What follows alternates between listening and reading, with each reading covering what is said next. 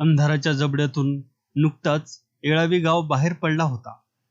श्रावणातील पाऊस क्षणभर विसावा घेत होता.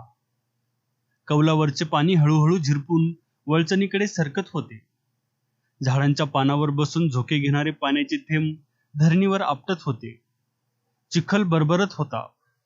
थंडगार वारे पिसाळलेल्या कुत्र्यासारखे धावत होते आणि रोजच्या कामाला लागलेल्या शेतकऱ्याच्या काळजाला बोचारीत होते. मारुतीच्या देवळाशेजारी असलेल्या तालमीत पहिल्या कोंबड्यापासून मेहनत करून येताळ्या नुकताच बाहेर ओट्यावर येऊन उभा राहिला होता. श्रमदानाने साकार झालेली सडक तालमी पुढून पानवठ्याला गेली होती.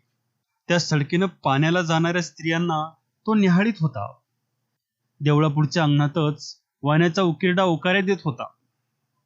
उकिरड्यात कैकाडीची 2 डुकरं रोंदळत होती. त्यांना पाहून येताळ्या संतापला होता. एवढ्यात एक पुष्ट गाढव तालमीपुढे येऊन मंद गतीने चावडीच्या रोखानं निघालं. त्याला पाहून येताळ्याने एक शिवी दिली. च्या आईचं भाडवं. इतक्यात शिवा ठोंबरे येऊन दबक्या सुरात म्हणाला, येताळा, शेळक्याची माणसं तुला मारणार आहेत ती, जरा जपूनच. येताळ्या बिथरून म्हणाला, मला मारणाऱ्याच्या पोटात 5 काळज पाहिजेत, या म्हणावले का?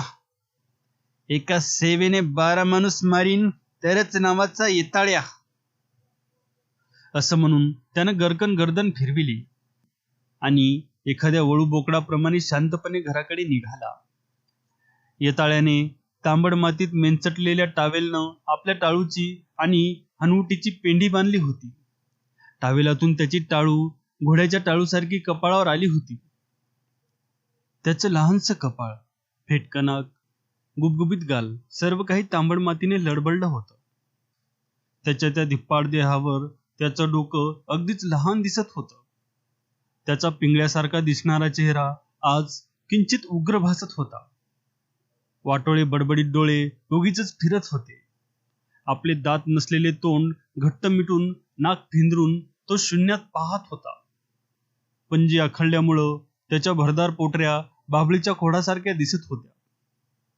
त्याच्या काळ्या रंगावर तांबड्या मातीचे थर बसल्यामुळं तो चिखलातून रेडा उठावा तसा दिसत होता. त्यानं अंगात दंडकं घातलं होतं आणि आपली प्रचंड छाती पुढं काढली होती. त्याच्या हातात शुभ्र कुऱ्हाड चमकत होती. तिच्याकडे तो समाधानपूर्वक पाहत होता.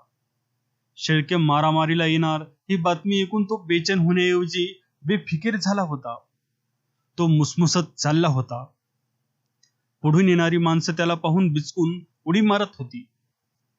त्यांच्याकडे येताळ्याचे मुळीच लक्ष नव्हते. येळावीत येताळ्याचा भलताच दरारा होता. लोक त्याला भीत होते.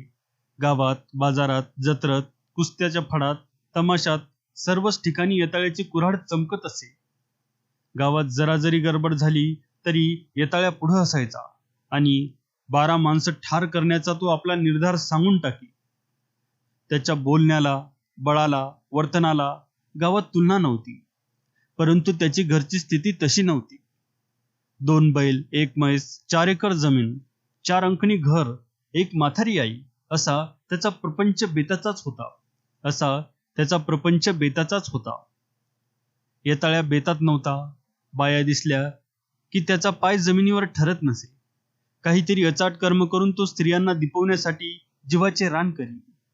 स्त्रियांनी आपल्याकडे पाहावे, आश्चर्याने चकित व्हावे, एखाद्या सुंदर स्त्रीने आपल्यावर मोहित होऊन जीव टाकावा, अशी त्याची फार मोठी इच्छा होती. एकदा एका लग्नात बऱ्याच देखण्या पोरी आल्या. येताळ्याला चेव आला. तो बेभान झाला. त्या पोरींना बळ दाखविण्यासाठी त्याने पाण्याने भरलेली घागर आणून ती दाताने उचलली. वऱ्हाडी मंडळी हैराण झाली. पोरी आश्चर्याने थक्क झाल्या. पण येताळ्याच्या देवानं त्याला दगा दिला. त्याच्या सर्व दातांचा चुराडा उडून घागर खाली पडली आणि मूळच्या कुरूपतेत भर पडून तो कायमचा बोळका झाला. त्या दिवसापासून तो आपले बेलट्यासारखे तोंड घेऊन फिरू लागला. त्याची बचाळी मोडली तरी त्याची खोड मात्र मुळीच मोडली नव्हती. लोक त्याला रानगा या नावाने ओळखीत, पण त्याच्या तोंडावर येताळा म्हणत. श्रावणी पाऊस पिंजलेल्या कापसाप्रमाणे भुरभुरत होता. प्रत्येक झुडपाला नवती आली होती. जिकडे तिकडे फुलं हसत होती. कैक घरावर भोपळीच्या वेलांनी पाय पसरले होते. कौलं झाकली होती. पाळण्यात मूल झोपावे तसे हिरव्यागार पानात पिवळे भोपळे लोळत होते. शेतकरी आपली रोजी काम आटपून रानात जात होते.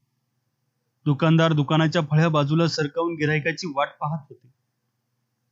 येताळ्या पाराखाली आला तेव्हा दोन कुत्री एकमेकाला चेलमळण्याचा खेळ खेळत होती. त्यांना पाहून त्याने डोळे वटारले. तो उभा राहिला. पुढून माथारा बंडू साळी येत होता. तो आपलं ढिंगाळलेलं घोडेवडीत रानात निघाला होता. आपलं मुस्काड वर करून पोट ओढीत ते घोडे आचकत निघाले होते. बंडू साळ्याला आपल्या घोड्यावर बसायचं होतं म्हणून तो उंचवटा शोधित होता. त्याच्या डोळ्यापुढं चावडीचं जोतं होतं. येताळ्याला पाहून बंडू साळी थांबला आणि म्हणाला, काय नाना, रानात वाटतं आणि ह्यो पचकल्यावानी वारू वडत का नेता? बसा की वर. येताळ्याने सुरू केलेली चेष्टा लक्षात येऊन साळी चिडला.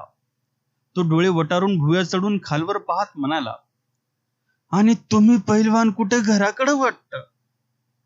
साळ्यानं मारक्या म्हशीनं शिंग पुढं करावे तशी मान वाकडी केली. दात नसलेला जबडा मिटला. हो, आत्ताच तालमीतनं आलो. येताळ्या हसत म्हणाला आणि साळ्याच्या घोड्याच्या पाठीवर त्यानं जोरानं थाप मारली. त्याबरोबर ते घोडं तिरपडलं. त्याची कळ बंडू साळ्याला येऊन तो गुरकला. ए तालमीवाल्या, काहीतरी काम करा. असा महामोगऱ्यासारखा येत खाऊ नको. साळ्याचे बोलणे ऐकून येताळ्या कावराबावरा झाला. त्याने आजूबाजूला पाहिलं. जवळच ओलांड्याची हौशी हसत होती. त्यामुळं येताळ्या चिडला व म्हणाला, माझ्या अंगात लई बळ हाय, दाखवू का? असं म्हणून साळी दाखवू म्हणायची वाट न पाहता येताळ्याने बंडू साळ्याच्या घोड्याच्या पोटाखाली उजवा हात घालून त्याला कवळा घातला आणि कचकन ते घोडे उचलून आपल्या खांद्यावर घेतले. घोडं पाय खोडू लागले. त्याचा जीव नरड्याला आला. अगतिक होऊन बंडू साळी पाय आपटू लागला, केकटू लागला. लेका, येताळ्या, माझं घोडं मेलं, सोड त्याला. येताळ्यानं घोडं खाली ठेवलं आणि बंडू साळ्याचा जीव सुळावरून उतरला. त्यानं घोड्याची काळजीपूर्ण पाहणी केली. हळूच त्याच्या पाठीवर थाप टाकली. त्या भेदरलेल्या घोड्याने दुगान्या झाडल्या. साळ्याने डोळे अंकुचित करून चिडक्या आवाजात म्हटले, लेका येताळ्या, तू माणूस नसून रानगा आहेस. असं वागू नग. मुंगी हो आणि साखर खा, पण असं हत्ती होऊन लाकडं मोडू नग, नाहीतर फुकट मरशील. फुकट मरशील हे शब्द येताळ्याच्या वर्मी लागले. तो एकदम भडकला आणि म्हणाला, नाना, मी फुकट मरणार नाही. मरण तर 12 माणूस मारूनच मरण, असा तसा मरणार नाही. असं म्हणून तो झटक्याने निघाला. बंडू साळी त्याच्याकडे पाहतच राहिला. एवढ्यात साळ्याचे घोडे मोठ्याने खेकळू लागले.